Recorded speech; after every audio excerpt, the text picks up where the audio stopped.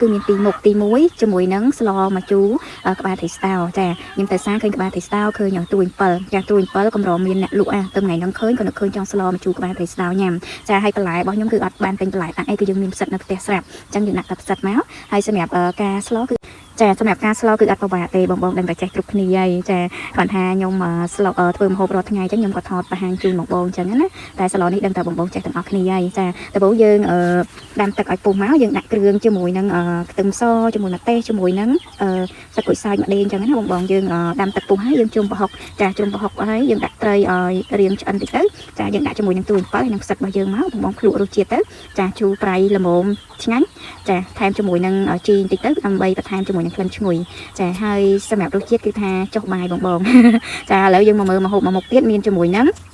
ប្រហុកឆាចាប្រហុកឆានេះគឺខ្ញុំបានចិញ្ច្រាំចាជាមួយសាច់ជ្រូក3ជាន់ហើយនឹងខ្ទឹមរួចហើយបងចាហើយសម្រាប់ការធ្វើក៏អត់មានអីពិបាកដែរចាយើងយកគ្រឿងយើងមកលីងមកមានក្រូចសើចមានខ្ទឹមក្រហមខ្ទឹមសជាមួយម្ទេសរបស់យើងលីងឲ្យចេញក្លិនឈ្ងុយមកចាំយើងដាក់ប្រហុករបស់យើងឆាចាហើយប្រហុករបស់យើងថែមជាមួយនឹងទឹកអំបិលទុំផងដែរហើយសម្រាប់